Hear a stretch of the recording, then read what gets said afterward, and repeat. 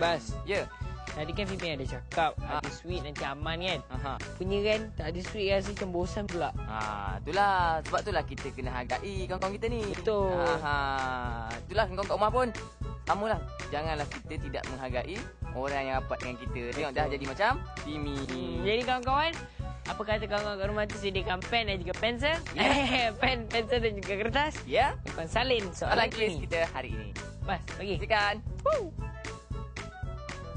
Namakan projek yang dijalankan dalam segmen projek kreatif at Kids On Tour kali ini. Namakan watak utama dalam cerita Puteri Bulan hari ini.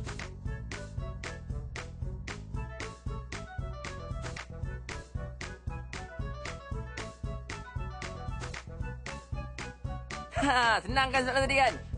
Jadi tunggu apa lagi? Jom kita saksikan hadiahnya pula. Saksikan hadiahnya.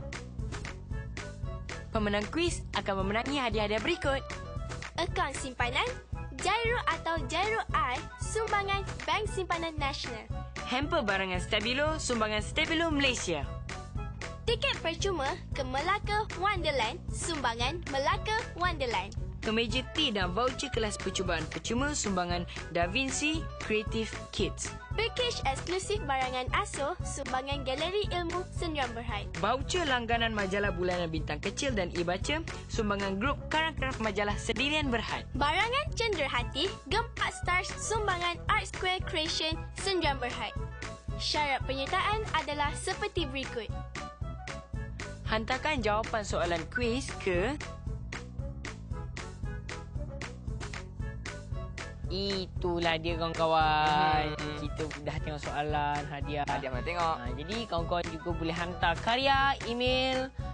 Tapi ingat, maklumat kena lengkap. Dan teruskan berinteraksi dengan kami melalui Facebook dan laman web. Ya? Betul. Jadi kawan-kawan, itu sahaja kita punya setakat inilah untuk rancangan kita hari ini. Betul. Kita jumpa lagi minggu hadapan hari Jumaat pukul 7 pagi hanya di TV2 di Kids On Tour. Bye-bye.